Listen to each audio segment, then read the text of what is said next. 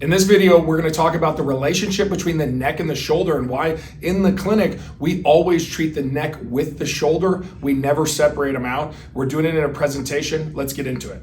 So we got to fix the root cause of it. Even if you need surgery down the line, fixing that root cause is really important if we're going to get a long-term resolution from pain.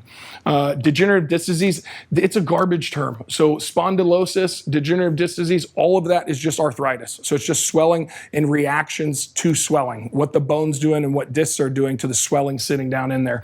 And then same thing, radiculopathy, that's all coming. Neuropathy, we'll get this too. So neuropathy is really like, is a internal process, a problem with the nerves. And it's fairly normal as we age, but a radiculopathy, you can change. The neuropathy, you really chase it. And so, but we'll get the diagnosis from a physician that it's neuropathy and it's not, right? We just need to get some space right there, take some stress off of it, and allow the body to heal. And then we get a good resolution to the pain. Now, okay, so I really like this slide because we're talking about these muscles coming up. And so the shoulder blade is directly linked to the neck. And so we have these muscles, especially this levator scapulae that comes off the shoulder blade and goes up into the neck.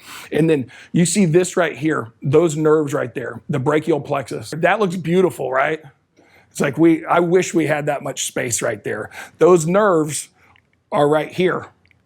They're all crimped together. So we just don't have that much space. And these muscles right here, that's our scalenes. So when you have a crick in your neck, those scalenes tighten up so they can compress those nerves coming out. And then we have this right here is our first rib. It attaches to the scalenes. They're all linked. So there's a chain of things that have to happen to take to create more space for it. So those scalene muscles will pull that first rib up, and then our pec minor, it runs underneath it.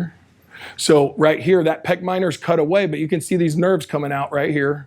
And then so they're going over that first rib and under that pec minor. And so the nerves end up getting pinched off. So let's say they're nerves like this, they're getting pinched off in both areas, right? And so that's double crush. So we may have some degenerative disc problems. And then, so we have a little bit of pinching, decreased space there, but then that first rib is elevated and then our pec minor is tight. Now we have 3 spots in the body where we're compressing those nerves. So then when you go in to have surgery, they clear one of those things. They're not fixing all 3. So that's why it's really important to start fixing these things on yourself. If you're going to end up having to have surgery, let's make sure it's going to be successful. Let's help the physician out. We have to assume that the orthopedic is going to do a really good job, but let's help them out by knowing this stuff.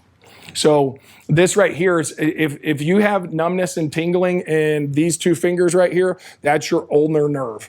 If you have numbness and tingling in these 3, then it's going to be your median nerve. So dependent on where you're having your numbness, we have different pinch points going down the arm and we have to attack all of them. And so we call it following the nerve. We got to clear it out because the nerve can be pinched on the bottom, it can be pinched on the top and in multiple areas. And we got to just get it gliding around so your body can get rid of the inflammation that's around it. Now, okay, so this is a relatively healthy disc and healthy vertebra right here. And then this is degenerated, right? So those are bone spurs right there. So bone spurs, just bony growth in those areas. It's going to take up space. And that's all we're looking for, especially as we age. We're looking for space for the nerves to be able to send their signals, right? And get signals back. If we're doing that, then we're doing everything we can to make sure we're not having unnecessary surgeries or chasing symptoms with pills. If you found that video helpful, check out another video, one of our clips from the same presentation or the whole presentation right here.